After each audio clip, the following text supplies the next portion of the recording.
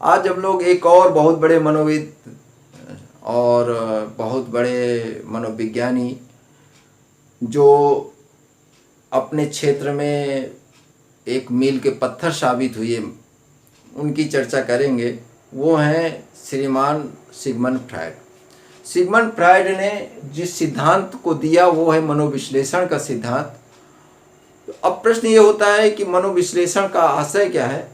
वास्तव में मन का विश्लेषण की बात है, और वो विश्लेषण का मतलब होता है किसी भी वस्तु को के छोटे छोटे तथ्यों को के आधार पर उसका वर्णन करना, उसकी अध्ययन करना। ठीक है, तो छोटे छोटे खंडों में बांटकर अध्ययन करने की प्रक्रिया को विश्लेषण कहते हैं। तो सिगमंड फ्रायड महोदय ने चूंकि माइंड को, दिमाग को विभिन्न कारकों को विभिन्न फैक्टर्स के आधार पर व्याख्या करने की कोशिश किया और सफल कोशिश किया, तो इस प्रकार उनके सिद्धांत को हम लोग मनोविश्लेषण सिद्धांत कहते हैं। अब हम लोग थोड़ा सा सिगमंड फ्रायड के बारे में और जान लें कि वास्तव में इनका जो जन्म हुआ था वो जन्म 1856 में हुआ था। हमको इसलिए याद है कि 1856 में ही क्रांति हुई थी और लगभग 1939 में इनकी मृत्यु हो गई। 1856 में प्रथम हमारी क्रांति शुरू हुई थी और 1939 में प्रथम विश्व युद्ध, द्वितीय विश्व युद्ध की शुरुआत हुई थी। इसके बाद इनका जन्म कहाँ पे हुआ, ये भी कुछ लोग पूछने का प्रयास करते हैं। जन्म स्थान इनका चेकोस्लोवाकिया है। चेकोस्लोवाकिया में यद्यपि जन्म हुआ, लेकिन उनका कार्य स्थान चेकोस्लोवाकिया से ही कुछ ही दूर दूर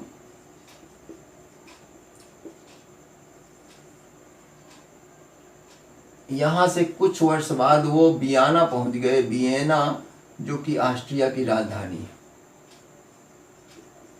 और इस ऑस्ट्रिया में वो एज ए मनोचिकित्सक, एक चिकित्सक के रूप में नियुक्त हुए, और उनने इसी नियुक्ति के दरमियान विस्तृत अध्ययन किया। कभी कभी प्रश्न ये उठता है कि वो मनोचिकित्सक के रूप में नियुक्ति के पहले उनका अध्ययन का विषय वस्तु क्या था। तो ध्यान रखें कि उनके अध्ययन का सबसे महत्वपूर्ण विषय वस्तु था, वो था अचेतन मन। अचेतन मन पे वो सर्वाधिक वो करते थे। अब प्रश्न क्या है कि अचेतन मन क्या है और चेतन मन क्या है, इसकी चर्चा अभी हम लोग करते हैं। अचेतन मन के दरमियान वो बार बार एक ही चीज को कहा करते थे। उनके अध्ययन का सबसे महत्वपूर्ण बिंदु होता था, वो एक शब्द है लिबिडो। लिबिडो वास्तव में ऊर्जा था, और उस जीवन ऊर्जा की बात है, और उस जीवन ऊर्जा का मूल सूत्र वो जो है यौन ऊर्जा मानते हैं। इसीलिए उनको कुछ लोगों ने डर्टी मैन भी कहा है। ठीक है, तो यौन ऊर्जा पर ही ज़्यादा उनका सिद्धांत आधारित है, जिसको उन्हें लिबिडो नाम दिया है। फिलहाल उनकी जो प्रमुख पुस्तकें हैं उनकी चर्चा हम लोग कर लेते हैं। सबसे पहले उनकी जो प्रमुख पुस्तक थी वो थी बियॉन्ड द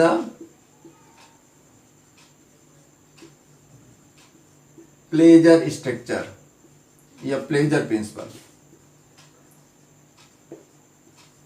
ये ध्यान रखिए कि वो प्लेजर प्रिंसिपल के सिद्धांत पर आधारित, उनका जो लिबिडो था प्लेजर प्रिंसिपल के ही सिद्धांत पर आधारित था। और उनने दूसरी पुस्तक वो अनकॉन्शियस माइंड पे लिखे थे। मुझको थोड़ा सा अनकॉन्शियस माइंड। तीसरी पुस्तक उनकी बहुत महत्वपूर्ण पुस्तक थी, जिसकी हम लोग यहाँ पे चर्चा करेंगे। वैसे तो 20 पुस्तक उन्होंने लिखा, the ego and the id. इस तरीके से बहुत सी पुस्तकें हैं। इन पुस्तकों के आधार पे हम लोग उनके चीज़ों का विश्लेषण करने का प्रयास करेंगे। आइए एक एक करके हम लोग बात करते हैं। सबसे पहले उनकी इस अनकॉन्शियस माइंड की बात करते हैं, अचेतन मन की बात करते हैं।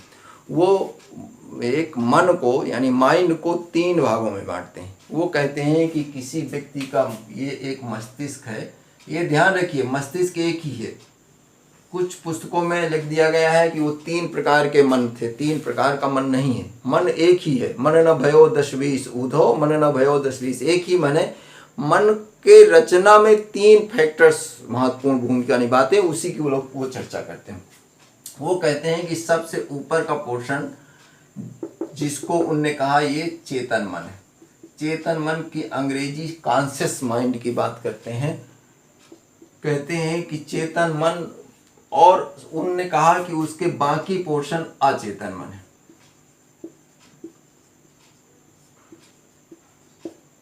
वो कहते हैं कि जो चेतन मन है, पहले तो जान लीजिए चेतन होता क्या है, कि चेतन से आशय उस शक्ति से है जो हम लोग समान रूप से अपने लिए अपने को समझ सकें, अपने आसपास पड़ोस के लोगों का बोध हो सके, या उन सब के बारे में मूल्यांकन कर सके, या उसके बारे में सोच सके। इस प्रकार की शक्ति को हम लोग चेतन कहते हैं, चेतनता कहते हैं। ठीक है, तो वो कहते हैं इस प्रकार की शक्ति जो हम सामान्यतः सोच सकते हैं, व्यवहार कर सकते हैं, क्रिया कर सकते हैं, लिख सकते हैं, पढ़ सकते हैं, दौड़ सकते हैं, वो हमारे व्यवहार, हमारे दिमाग या हमारे मस्तिष्क का सिर्फ छोटा सा पोर्शन होता है। वो होता है सिर्फ 1/10 पोर्शन। वो कितना होता है? 1/10 पोर्शन। अर्थात जो जागृत अवस्था है, जिसको तुम जागृत अवस्था भी हम लोग कह सकते हैं कॉन्शियस माइंड में, वो सिर्फ 1/10 पोर्शन होता है। बाकी जो 90% है, यानी 9/10 पोर्शन, वो 9/10 पक्ष या 90% भी इसको कह सकते हैं, वो अचेतन मन है। वो कहते हैं कि हमारे जो व्यवहार में व्यवहार का जो अधिकांश भाग है वो अचेतन मन से प्रभावित होता है। और अचेतन मन के लिए वो कहते हैं कि इस पे अनेक अनजानी तथा शक्तिशाली जीवन शक्ति का संचय होता है। ये क्या है? अनेक अनजानी, जिनको हम लोग जानते नहीं हैं, और शक्तिशाली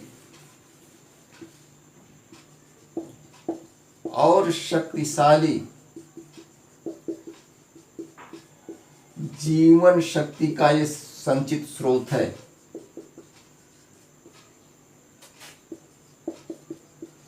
कौन? अचेतन मन। और इतना ही नहीं, ये सिर्फ संचित स्रोत ही नहीं है, साथ में यह हमारे चेतन व्यवहार को नियंत्रित भी करता है। चेतन व्यवहार को नियंत्रित भी करता है। वो साथ साथ में ये कहते हैं कि वास्तव में ये अस्वीकृत इच्छाओं, जो जिसे हम लोग तिरस्कृत इच्छा कहते हैं, ये क्या है? ये इसी की बात ये कहते हैं, ये इसी की बात है।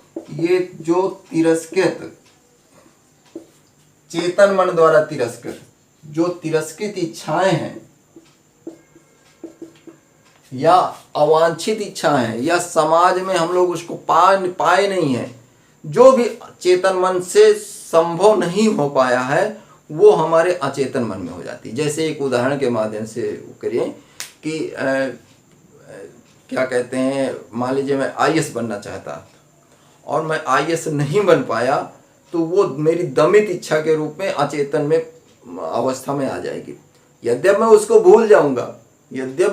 भूल जाऊंगा, लेकिन वो मिटेगा नहीं, वो कहीं ना कहीं इस व्यवहार में हमारे रहेगा, और कभी न कभी वो परिलक्षित होगा। ये अलग बात है, उसी तरीके से नहीं, वो दूसरे रूप में आने का प्रयास करेगा। अर्थात वो कहते हैं कि जो अचेतन मन का जो भी व्यवहार है, वो चेतन मन में आने का सदैव प्रयास करता रहता है।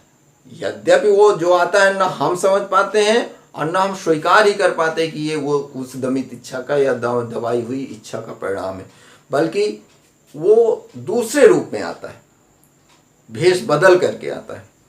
और इस प्रकार से जब नहीं आ पाता, जब हम लोग समायोजित नहीं हो पा जाते, तो हम कुछ समायोजित व्यक्ति कहलाते हैं। तो कहने का मतलब है कि हमारे व्यवहार का अधिकांश पोर्शन अचेतन मन से होता है। इसके बीच में एक पोर्शन उन्होंने और छोटी सी लगा दिया, वो उसके लिए उन्होंने कहा ये अर्धचेतन मन होता है। इसकी भी अंग्रेजी जान लीजिए। अर्धचेतन मन को 3 प्रकार से बताया गया है। एक कहीं पे आप लोग लिखते रहिएगा, एक कहीं सबकॉन्शियस, कहीं जो है सेमी कॉन्शियस, और कहीं पे प्री कॉन्शियस की भी बात करी। इसको प्राक चेतन भी कहा गया। प्राक चेतन का मतलब चेतना से आने की पूर्व की अवस्था। अर्धचेतन, और इसको अवचेतन भी कहा गया। अर्थात अर्धचेतन या अवचेतन या प्राक चेतन वो स्थिति है जिसको यद्यपि हमको भूल गया है, लेकिन हम इसको प्रयास करें, मेमोराइज करें, तो उसको हम प्राप्त कर सकते हैं, अपने पास ला सकते हैं। जैसे हम मान लीजिए किसी व्यक्ति को भूल जाते हैं, लेकिन कहते हैं यार हम याद तो नहीं आ रहा, लेकिन लगता है कभी आपके चेहरे को देखें। तो यदि उसको थोड़ा सा और प्रयास करें तो वो मेमोरी में आ जाता है। वो अर्ध जीवन, वो एक छोटी सी रेखा होती है जो पर्टिकुलर उसको निर्धारित नहीं की जा सकती। उस तो ये कहने का मतलब कि ये व्यक्तित्व का जो अधिकांश व्यवहार है वो हमारे अचेतन मन पे होता है। ये व्यवहार को प्रभावित करता है और इस प्रभाव के कारण बहुत से रोग भी हमारे पास होते हैं, जिसकी चर्चा करेंगे। एक चीज और, इसके आगे हम जब व्यक्तित्व की संरचना पढ़ाएंगे तो 3 शब्द आएंगे, ईड, ईगो, सुपर ईगो। अभी जस्ट मिटा करके करते हैं। तो ये जो अचेतन व्यवहार है ये कहीं ना कहीं से ईड से प्रभावित होता है। ध्यान रखिए, नॉट इक्वल टू ईड, ईड के बराबर नहीं है, ईड के जैसा है, इसीलिए ऐसे टेढ़ा कर दी गई। ठीक, तो ये ईड की स्थिति है, यानी ऐसी प्रवृत्ति है हमारी पार्श्विक प्रवृत्ति मूल प्रवृत्ति के आसपास ज़्यादा ठहरती है, जिनको हम लोग नहीं प्राप्त कर सकते क्योंकि समाज के बंधन है। तो वो उसको हम लोग अचेतन मन दमित इच्छाओं में डाल देते हैं और वो यद्यपि हमको भूल जाती हैं, लेकिन किसी न किसी रूप से बाह्य रूप से निकलने का प्रयास करती हैं और हमारा अधिकांश व्यवहार इसी से नियंत्रित होता है और हम लोग उसको जो है ऐसे करते हैं। चलिए इसके आगे पढ़ते हैं।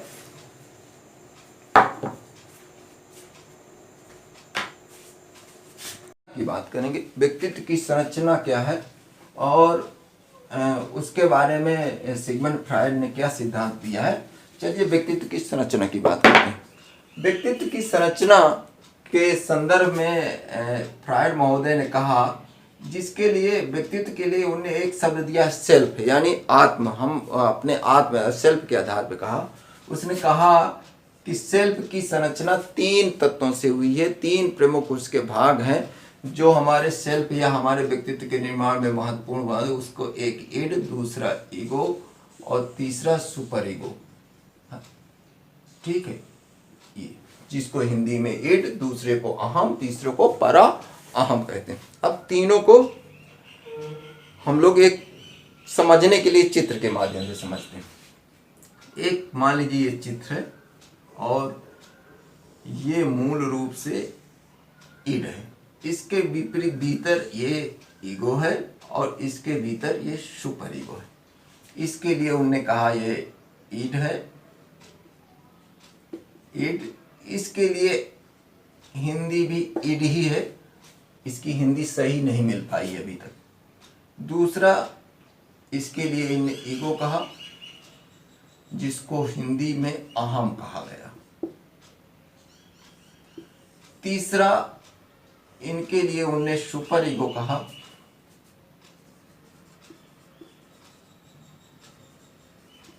जिसे परा अहम की बात कही। अब एक एक करके तीनों को समझने का प्रयास करते हैं। पहले ईड की बात करते हैं। ईड के लिए उन्होंने कहा कि यह वास्तव में पार्श्विक प्रवृत्ति का द्योतक होता है। जो हम जब बचपन में पैदा होते हैं तो एक ही प्राणी के ही रूप में होते हैं, पशु के ही तरीके से होते हैं। तो वास्तव में ये हमारे मूल प्रवृत्तियों, ये हमारे असामाजिकृत इच्छाओं, ये हमारे असामाजिकृत संवेगों, ये हमारे स्वार्थों का एक संचित रूप होता है। ठीक है, तो मूल प्रवृत्तियों,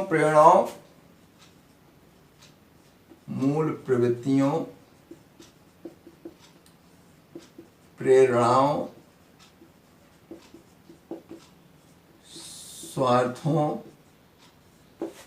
एवं असामाजिकृत, जो समाज से मान्यता अभी प्राप्त नहीं है, इच्छाओं का योग को ईड कहते हैं।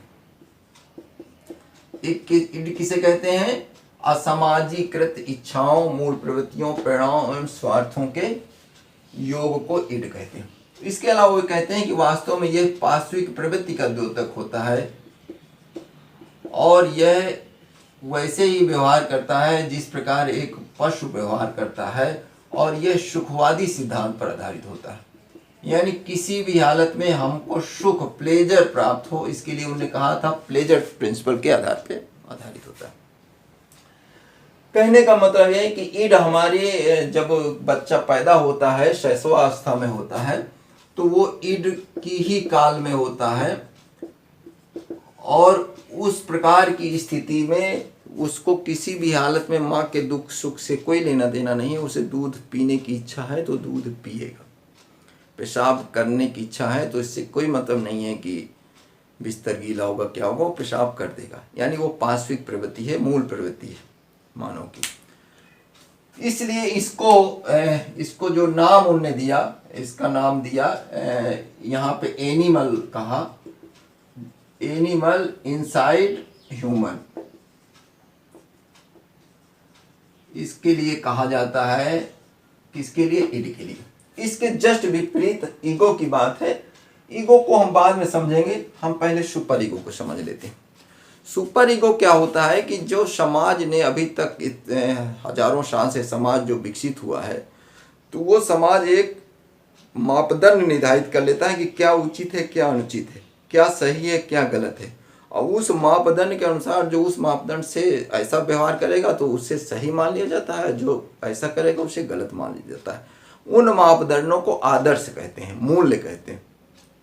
तो कहने का मतलब कि ये सेल्फ का यह पोर्शन, यानी आत्म का यह पोर्शन या व्यक्तित्व का यह पोर्शन जो हमारे नैतिक मूल्यों, आदर्शों,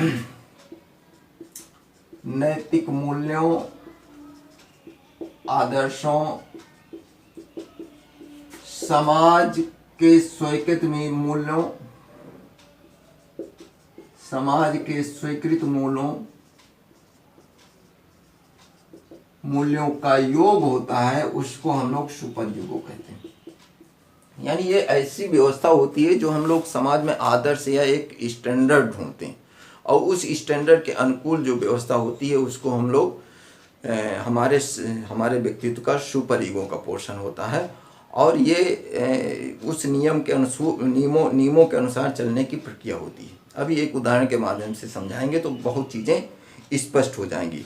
कुल मिला के इसीलिए चूंकि इतने दिन बाद होते हैं तो इससे कुछ लोग आत्मा की आवाज़ कहते हैं। कभी आत्मा की आवाज़ गलत नहीं होती, क्योंकि आत्मा की आवाज़ हम लोग मूल्यों के माध्यम से सीखते हैं।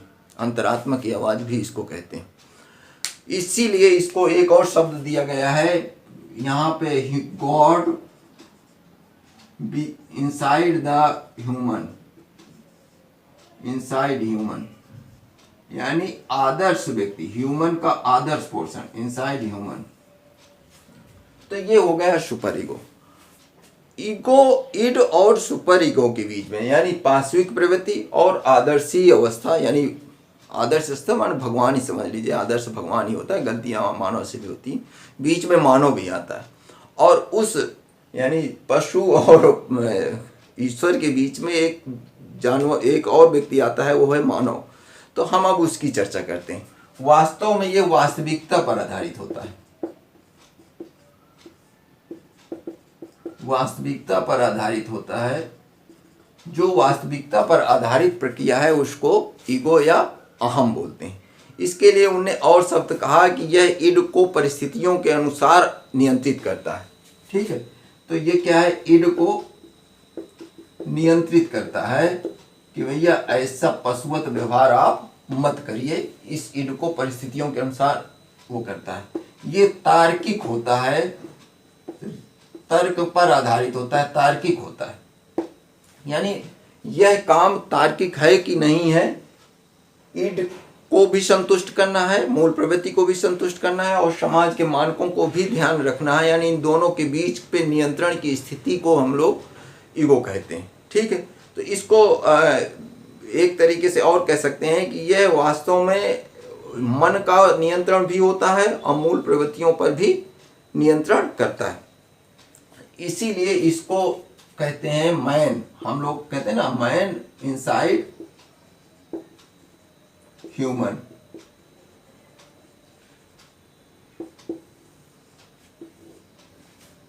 ठीक, तो ये चीजें हो गई। अब जरा थोड़ा सा इसको एक उदाहरण के माध्यम से समझते हैं। जैसे उदाहरण समझेंगे तो बहुत स्पष्ट हो जाएगा।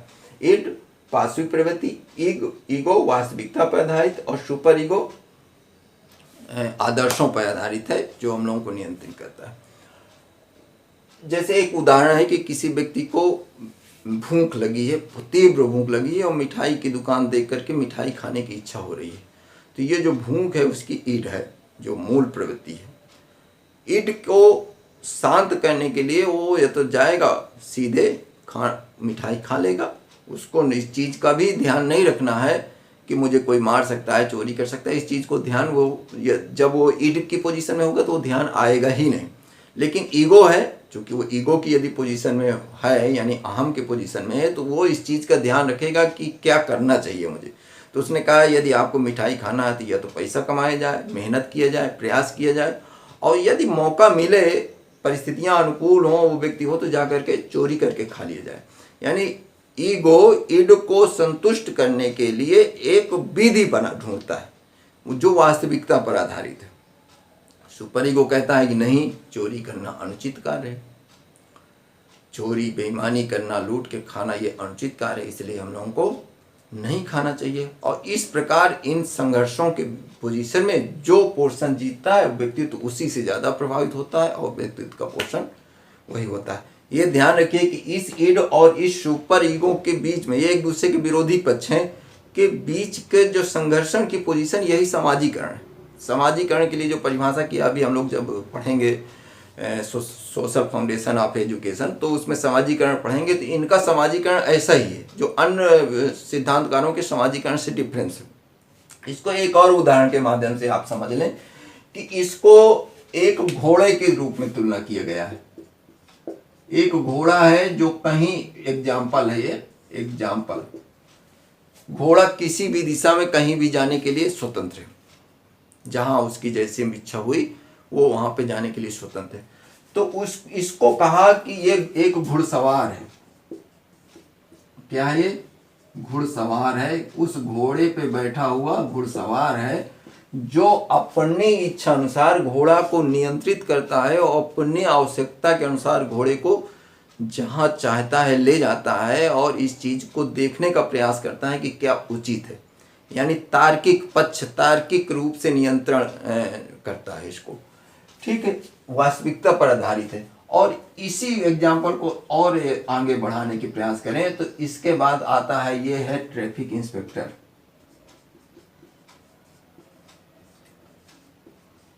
ये ट्रैफिक इंस्पेक्टर हैं जो ये कहते हैं कि नहीं बॉस, उधर नहीं आपको जाना, उधर जाम लगा है और आज रास्ता ऐसे मोड़ दिया गया है। यानी ये ट्रैफिक इंस्पेक्टर इस घुड़सवार को नियंत्रित कर रहा है, ये घुड़सवार इस घोड़ा को नियंत्रित कर रहा है। इन दोनों के बीच की जो संघर्षण है वो सामाजिकरण है। घुड़सवार एक सामाजिक प्राणी है। एक चीज और ध्यान रखने की जरूरत है कि घुड़सवार इन दोनों के बीच में संतुलन बनाने का प्रयास करता है, घोड़ा को भी संतुष्ट करने का प्रयास करता है और मौका देखता है कि ट्रैफिक इंस्पेक्टर से भी बच करके निकल जाए। ठीक है, तो इस तरीके से ये ईड, ईगो और सुपर ईगो है। मुझे लगता है कि आपको पर्याप्त समझ में आ गया होगा।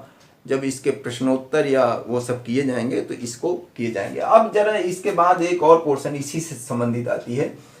एक शब्द आता है कि इन तीनों में जब बैलेंस गड़बड़ाता है तो तमाम रोग या तमाम मानसिक रोग आते हैं, जैसे एंजाइटी, फ्रस्ट्रेशन, डिप्रेशन, तमाम तंत्रिका तंत्र रोग आते हैं। तो उनने कहा कि कैसे इनके बैलेंस से होता है, तो उन्होंने कहा 3 प्रकार की चिंता होती है। चिंता क्या है? 3 प्रकार की होती है। एक वास्तविक चिंता, दूसरा तंत्रिका तंत्र चिंता, और तीसरा उन्होंने कहा नैतिक चिंता। वास्तविक चिंता के लिए उन्होंने कहा कि वास्तव में जैसे तूफान आया, आग लग गई, तो जो रियल में चिंता है वो तो वो इसके अंतर्गत आता है, उसको वो एक मनोरोग नहीं। लेकिन इन दोनों के बारे में कहा कि किस प्रकार इम्बैलेंस की पोजीशन से इस तरीके के मनोरोग होते हैं। तंत्रिका तंत्र की चिंता की इच्छा है कि जब ईगो इस प्रकार को लेकर चिंतित होता है कि मैं ईड को, यानी ये ईगो ईड को नहीं कंट्रोल कर पाऊंगा, अर्थात मैं ये जो आम सोचता है कि मैं पार्श्विक प्रवृत्ति को नहीं कंट्रोल कर पाऊंगा, उस कंट्रोल करने या ना करने में कशमकश में फंसा होता है, रस्साकसी में फंसा होता है, तो उसको उसने तंत्रिका तंत्र चिंता के अंतर्गत कहा। जैसे एक बात कहा जाए कि वही उसे तीव्र भूख लगी ही थी मिठाई खाने की और वो खाने के लिए आतुर था।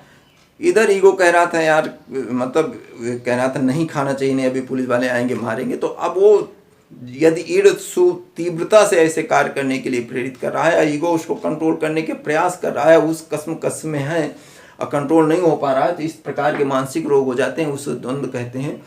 और उसके लिए अभी हम लोग चर्चा करेंगे। इसी प्रकार नैतिक चिंता, जब ये इसको नहीं कंट्रोल कर पाता, नैतिक मापदंड बड़ी तीव्रता से आते हैं और वो इस चीज़ में पड़ता रहता है कि कोई मुझे क्या कहेगा, मुझे क्या कहेगा, और अपनी मूल आवश्यकताओं को दबाने का प्रयास करता रहता है, तो वो नैतिक चिंता के अंतर्गत आते हैं। इनकी चर्चा हम लोग डिफेंस मैकेनिज्म और अन्य आगे चैप्टर में करेंगे। इस तरीके से ये लेक्चर नंबर 1 फ्रायड का ख़त्म हो रहा है। अब इसके बाद फ्रायड के व्यक्तित्व के विकास का सिद्धांत की चर्चा करेंगे, किस प्रकार व्यक्तित्व का विकास चरणों में होता है और किन किन चरणों से गुजरता है, इसकी चर्चा हम लोग अगले क्लास में करेंगे। धन्यवाद, नमस्कार।